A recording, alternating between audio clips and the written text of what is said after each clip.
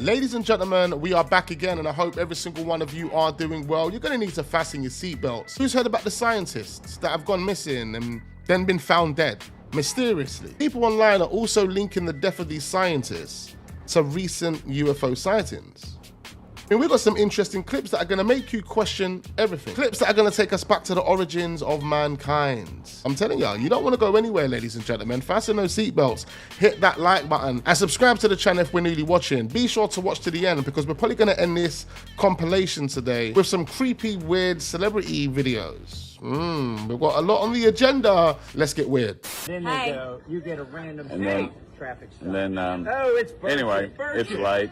Hey guys, it's Burchett. Everybody say hey. NASA. Hey man, you know they film all that stuff in a Hollywood studio. We really didn't go to the moon. Anyway, folks, I'm tired, so we'll be back next week. This is not disclosure, this is a distraction. Him saying he's going to drop them files is all a distraction. While everyone is looking at the sky waiting for the aliens to come out, nobody is asking why 12 scientists who understood how to manipulate space-time are dead or missing. Nobody is asking why a woman in Huntsville who built a gravity modification device got hit by a car on her own campus and spent her final years unable to speak or remember anything. Nobody is asking why 25 defense scientists in Britain all died within 8 years and not one inquiry was ever opened. Nobody is asking why a man who built a car that ran on water used his last breath to say, "They poisoned me," and the case was closed the same day. They give you aliens because aliens are exciting. Aliens keep you looking up. But the real secret isn't in the sky. It's in the physics. It's in the energy. It's in the technology that would end fossil fuels overnight and make the most powerful industry on Earth completely worthless. That's what they've been killing people over since 1982. Listen, I can't talk about the whole thing on this app, but you can follow me on YouTube. I'm gonna drop the whole thing tonight. Let me throw in here, I'm of sound mind and body. I would never hurt myself. I love myself. I love my family. And if this video disappears, you know why. I mean, she made some really good points there, and it's extremely mysterious about these scientists, all linked to the same project. I mean, this is the start of the rabbit hole. The mysterious disappearance and the death of these scientists, it's just not adding up. It's not making any sense. Something very sinister is going on. Another American UFO-linked scientist was found dead. Her name is Amy Eskridge. She's only 34 years old, and she allegedly died from a self-inflicted gunshot wound to the head after telling her friends that she felt that her life was in danger. Now, this was in 2022. To make that make sense, she told her friends she felt like her life was in danger, so she put a gun to her head and blew out her own brains. Okay. We have to add her to the list. Kind of work trying to develop anti-gravity technology to revolutionize space travel and energy production. Here's a list of the other 10 scientists who have either been found dead or have disappeared. And what you will see is a pattern. They're either shot in their home or they go missing while hiking. Jason Thomas went missing in December of 2025, and his body was later found in a lake. Many of these scientists worked in UFO research programs or with jet propulsion programs. This is not a coincidence. These scientists are being taken out on purpose. But the question is, by who and why? 2 days ago, before we added Amy to the list, Peter Dossie asked Caroline Levitt, our press secretary, if they are investigating this. This is what she said. I've seen the report, Peter. I haven't spoken to our relevant agencies about it. I will certainly do that, and we'll get you an answer. If true, of course, that's definitely something I think this government and administration would deem worth looking into, so let me do that for you. It's interesting that they're not already looking into it, considering this administration's fascination with aliens and UFOs. It makes you wonder if there's something that they might be trying to hide. As always, let me know what... That's so interesting. You know why? Because Stephen Greer, what's he been saying for quite some time? He's been saying that they plan to fake an alien takeover. People are like, well, if they faked the moon landing, wouldn't China or Russia have said something?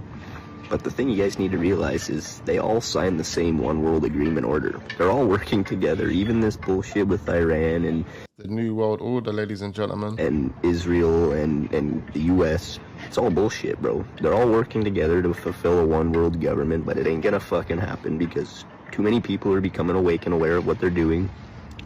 And many people are becoming conscious creators of their life.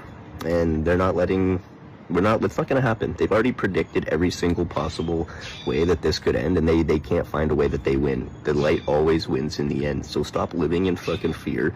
Realize that they're all working together, but they're not going to win. Before the moon landings were even staged, NASA and the CIA murdered 3 astronauts. This was Apollo 1, where 3 astronauts would be strapped down to a rocket and burned alive without ever even taking liftoff. The commander of that mission was Gus Grissom, a man whose family believes his death wasn't an accident, but a conspiracy. Now, according to his wife, after receiving several death threats, he told her, if there was ever a serious accident to ever happen within the space program, it would likely be me. Now, why was that? Because he was openly criticizing NASA on their ability to put men on the moon. He didn't think it was going to happen. Being frustrated, Gus went to the media to hold an unauthorized press conference. He not only exposed all the failures of the program, but shared his confusion on how NASA could promise reaching the moon in 2 years when he believed it was at least a decade away. And 50 plus years later, and we still haven't been quote unquote back because we never went. Anyways, in that press conference, Grissom hangs up a lemon in front of the rocket to let NASA and all the news cameras see exactly what he thought of the Apollo program. A lemon. Piece of junk. Now guess what happens 5 days later? Gus Grissom, Ed White, and Roger Chaffee are burned alive in their command module. They'd be sent on a completely unnecessary and dangerous test where they'd be strapped down and locked into a 100% oxygen chamber, incinerating them in seconds. Moments before the fire, we have video footage showing Grissom frustrated again, unable to reach launch control through a wired intercom, with one of his last words being, "Hey, how are we gonna get the moon? We can't talk between 3 buildings." And the official reason for the fire, which was concluded just a week after the incident, faulty wiring. Right, these men were burned alive so bad that their suits fused to the cabin floor and it took them an hour and a half to detach them. Now what's interesting is Gus had told his wife he'd seen the CIA on the launch pad for the first time the day before the fire. After his death, CIA raided his home, seized all his personal documents, including a report he planned to give to his senator. Both of Grissom's sons, along with his wife, believe his death was no accident, but an intentional hit by the CIA. So let's recap. Grissom humiliates NASA, calls the rocket a lemon, receives death threats. CIA is seen on the launch pad for the first time the day before the incident. Then the men are burned alive in a sealed oxygen chamber for a test. It becomes obvious this was a cover-up. These men didn't die by trying to reach the moon. They were silenced because they would have exposed it. Sounds like these guys were set up. It's not just going to be this narrative that we've always talked about, is that, that they're going to profess to be our creator. I believe it's going to be, okay, not only did we create you and seed you here, but we have been your watchers. We have been watching you from a distance. So we realized that we had created something that would quickly turn on themselves and kill each other off. And we wanted to make sure that you guys survive because we got plans for you and we've been using you. We created religion. We created the Muslim faith. We created the Buddhist faith. We created Krishna. And we created Jesus Christ. We created all of them. We wrote all your Bibles, and because we knew the whole world would not agree with one religion. So we created a bunch of religions, and we gave you all these religions so that you could all have something, a God to believe in, so that you wouldn't turn on each other, and you'd have a purpose, and you'd never know about us. And our goal is to just sort of stay out of the way and manage things from behind. But you guys have got out of control. Now you're going to war. Now you got nuclear weapons. And if we don't step in, you're going to annihilate yourself completely. So we've got the answer. So they're going to show the world, and it's a false narrative, that we have always controlled you, and we can control you now. So what is the ultimate goal of that? It is to make man feel subservient to this force. That's always what it's been. The devil knows that he cannot defeat God. So if he can defeat man, by proxy in his mind, he feels like he's defeating God because we were created in his image. So when he looks at us, he sees God. When he sees the image of God. So he understands, I can't do what I want to do without them. So I've got to convince them that I'm the answer.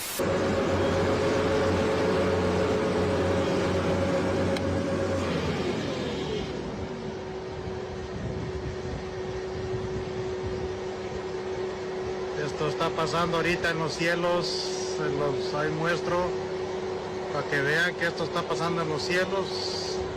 No sé si sea un show, yo no sé qué están haciendo, o qué rollo que traen, pero Eso es lo que está pasando ahorita. Me van en chinga haciendo sus líneas. Bye. I mean, as a child, I always wondered what these things were in the sky. I think they brainwash us to believe that these are just normal jets, but these are the chemical weapons that they talk about. The government has openly admitted to spraying chemicals in the air to either dim the sun or just test some biological weapons on us. They use silver iodide to promote rainfall, which is, I would argue, weather modification. Then they also spray reflective particles in the sky so that the sun's rays aren't as hot on the earth. And then my favorite is they use bacteria stimulants to see how quickly bacteria in the sky can spread. Just studying how quickly we can get sick. Not actually trying to make us sick though, right? It was just to study how quickly we could all get sick. You know.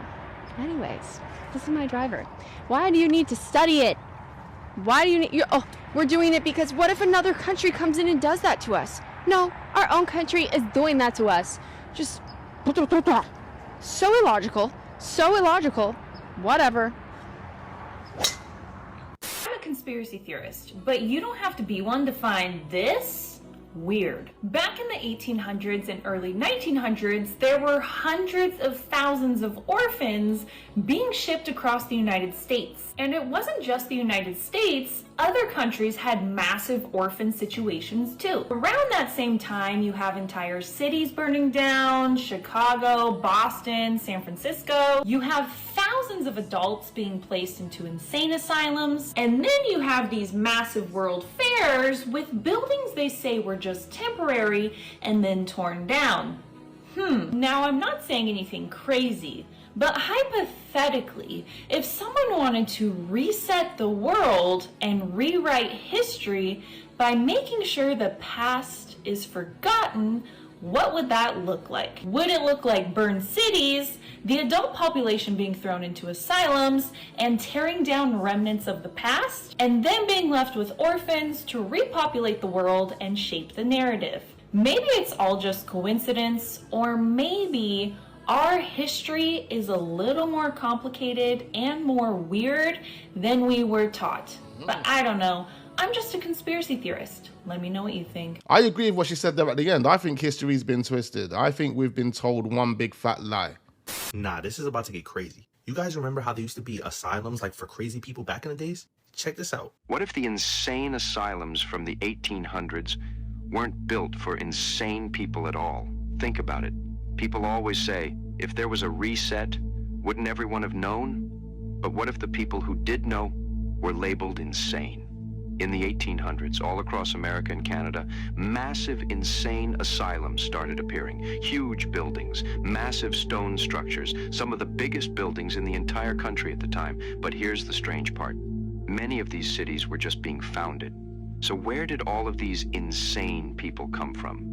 And how did they know there would be so many of them that they built entire castle-like complexes to hold them?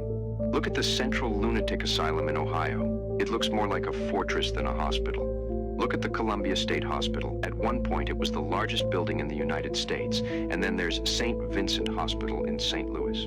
They say it was built in 1 year. 1 year in the 1800s. With that architecture.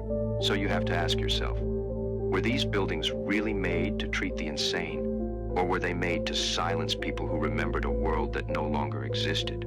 What if the people who they considered crazy were never crazy at all? And that's why they stopped building these asylums, because now everybody's already brainwashed.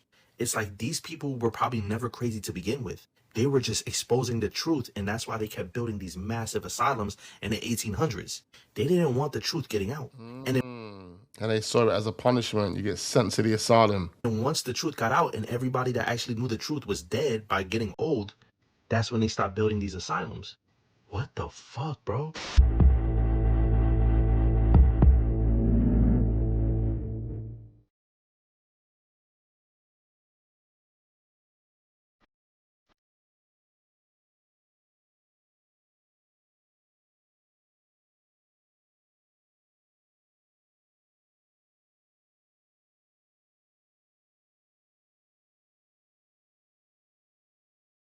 See, at first, it looks like one spacecraft. but you can see it's multiple different ones, and they are coming together in some type of formation. Big Pharma is about to roll out and push what they call a smart pill, and I want you to listen to what the CEO of Pfizer had to say about this. FDA approved the first electronic pill, if I can call it like that. It is basically biological chip, but it is in the tablet, and once you take the tablet and dissolves into your stomach, sends a signal that you took the tablet. So imagine the applications of that. Compliance. Yeah, he hit the nail right on the head. Compliance. We are headed to an age of total and complete control. That's what these people want for us. I mean, it sounds like we're there already, but give it about 200 years, this will just be normal.